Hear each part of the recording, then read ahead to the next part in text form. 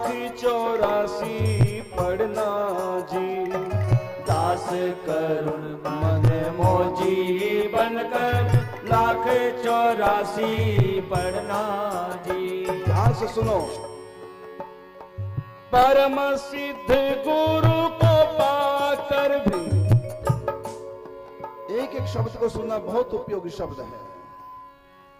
परम सिद्ध गुरु को पाकर भी मनमुख आप डुबाएगा, साधारण साधक गुरु पाकर गुरुमुख भवतर जाएगा, साधारण साधक गुरु पाकर गुरुमुख भवतर जाएगा।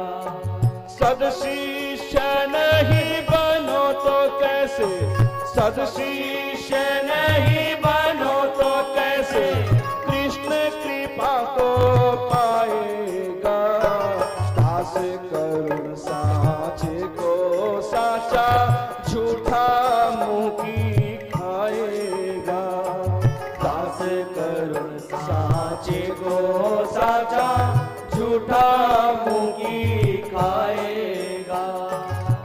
साधन बहु पढ़ सुन नहीं समझे, क्या और कैसे करना। बहुत से साधन पढ़े सुने समझे, लेकिन नहीं पता चला क्या करें क्या न करें, कैसे करें कैसे न करें। साधन बहुत पढ़ सुन नहीं समझे, क्या और कैसे करना जी। गुरुमुख मनमुख अंतर समझो, आओ गुरु की शरणा जी। चाहे तुमने लाख पढ़ा, लेकिन अपनी बुद्धि का इस्तेमाल मत करो, क्या करें क्या ना करें। अरे कुछ नहीं, गुरु से पूछो, जो कहे से करो, बस छोटी सी बात है। क्यों अपना दिमाग खराब करना। पति ने कहा तैयार हो जाओ, जल्दी करो ट्रेन छूटने वाली। पत्नी ने 2-3 अलमारियां खोली, बड़ी परेशान दुखी होगी। पत्नी का क्या हुआ, क्यों दुखी हो। कहते कौन सी साड़ी पहनूं, इतनी है, सब एक से एक बढ़िया लगती है, कौन सी पहनूं कौन सी छोड़ूं। बड़ी परेशान, क्या पहनूं कौन सी पहनूं। गरीब कहता है मैं क्या पहनूं, है ही कुछ नहीं। गरीब कहता है मैं क्या पहनूं, इसलिए परेशान। अमीर कहता है कि मैं को क्या पहनूं, इसका दूसरा अर्थ लगाओ। इतनी चीजें हैं, इतने तरह के सूट, इतने तरह के सब, कौन सा पहनूं। गरीब कहता है मैं क्या पहनूं, अमीर कहता है मैं कौन सा पहनूं, क्या करूं। दोनों परेशान हैं।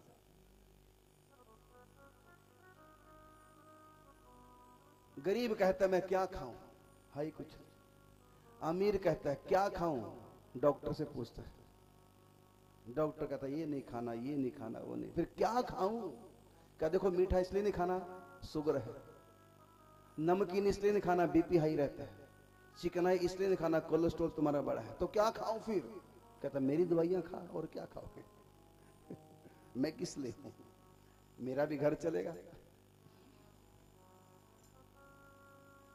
अब वो परेशान है मैं क्या पहनूं, सूट पहनूं कि साड़ी पहनूं। सूट पहनूं तो कौन से डिजाइन वाला, साड़ी पहनूं तो कौन सी पहनूं। परेशान। अरे परेशानी क्या, किसको रिझाने के लिए पहनना है, अपने पति को ना। क्यों दिमाग खराब करते हो। उसको पूछो, बोलो आपको कौन सा अच्छा लगता है, कौन सी ड्रेस में मैं आपको अच्छे लगते हैं, वही पहन लो।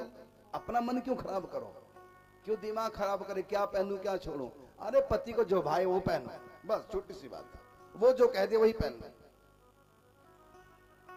इसी प्रकार साधना पढ़ रहे हैं सुन रहे हैं तो क्यों दिमाग खराब करें, क्या करें क्या ना करें, कौन सा पाठ करें, कौन सा नाम जाप करें, कैसे, ये सब दिमाग खराब ना करो। गुरु कहे सो कीजिए, बस छोटी सी बात है। इसलिए गुरु है। कहा कि गुरुमुख मनमुख अंतर जानो, आओ गुरु की शरणा जी। मनमुख का मतलब अपने मन से कुछ ना करो। अगर अपने मन से कुछ करोगे तो छोड़ भी दोगे अपने मन से।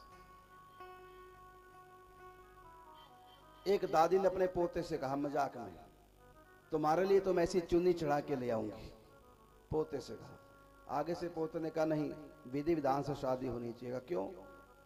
जैसे चुन्नी चढ़ा के ले आओगी ना, तो ऐसी चुन्नी उठा के भाग भी जाएगी।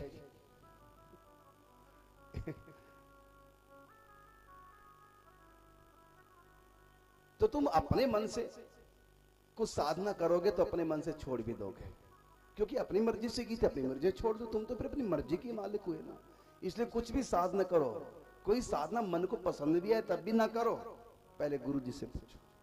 अगर गुरु जी का चोला छूट गया, किसी और संत को शिक्षा गुरु बना लो, उनकी मोहर लगवा लो, फिर छोड़ना नहीं। क्यों ना छोड़ो कि गुरु की देवी है, इसको नहीं छोड़ना। तो अपने मन से देखो हनुमान जी का कितना विचित्र खेल है, कितनी सावधानी से उन्होंने साधना की है। जब हनुमान जी राम लक्ष्मण को उठा करके उड़ते हैं, कहीं भी जाते हैं, तो गोद में बैठाते हैं ऐसे या कंधों पर। हनुमान जी इतना बड़ा रूप बना सकते हैं कि इतना बड़ा कि हाथ ऐसे हो जाए, जितना बड़ा हमारा मंच है इतना बड़ा हनुमान जी अपना हाथ बना सकते हैं। अष्ट सिद्धि नव निधि के दाता, असवर दीन जानकी माता, 9 सिद्धियों में ये भी सिद्धि होती है अपना रूप बढ़ा लेना। तो हनुमान जी अपना रूप बढ़ा करके दोनों हाथ ऐसे कर ले तो राम जी उस पर खेल सकते हैं, इतना बड़ा हाथ बन जाए। राम जी को राम से बैठा के लेटा के चले, ना तो हाथ पे कभी लिया, ना कभी गोद में राम जी को लेकर के उड़ते हैं। जब भी उड़ते हैं तो कंधे पे बैठा के उड़ते हैं। पूछा हनुमान जी से, क्या आप राम जी को कंधे पे क्यों बैठाते हैं जब उड़ते हैं राम जी को लेके? कहते देखो, अगर मैं गोद में उठाऊंगा राम जी को तो मुझको पकड़ना पड़ेगा, मेरी पकड़ ढीली हो सकती है। अगर मैं कंधे बैठाऊंगा तो जो बच्चा कंधे पे बैठता है तो पिताजी का सर पकड़ता है, कंधे पे बैठेगा जो बच्चा वो खुद पकड़ेगा सिर को, और जो गोद में होगा तो मां को पकड़ना पड़ता है।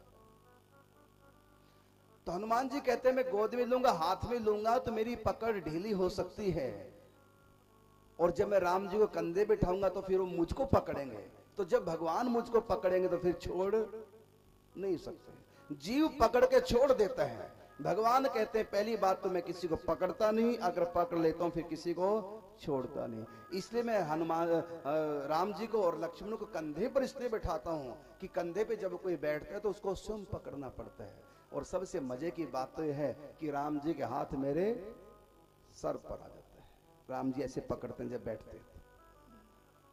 तो हनुमान जी कहते हैं कि जीव की पकड़ ढीली हो सकती है लेकिन भगवान की पकड़ नहीं। इसलिए भगवान को पकड़ो मत, छूट जाएंगे। साधना पकड़ो मत, छूट जाएगी। तो क्या करें? पकड़ लो हाथ बनवारी, नहीं तो छूट जाएंगे। भगवान से कहो आप हमको पकड़ो, फिर भगवान कहेंगे मैं तो तैयार हूं पकड़ने के लिए, लेकिन मेरा भी एक नियम है। क्या? कि निर्मल जन मन सो मोहि पावा, निर्मल मन जन सो मोहि पावा, मोहि के पड़ चल छिदल नावा। तू अभी इस लायक हुआ नहीं कि जो मैं तुमको पकड़ लूं, तो बस भगवान हमको पकड़ ले उसके लिए है कि तुम भजन में लग जाओ, नाम जप करो।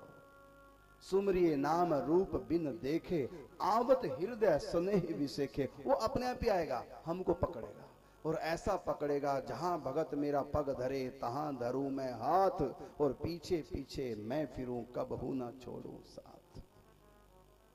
इसलिए गुरु को ना पकड़ो, बल्कि तुम ऐसे बन जाओ कि गुरु हमको पकड़ ले, बस।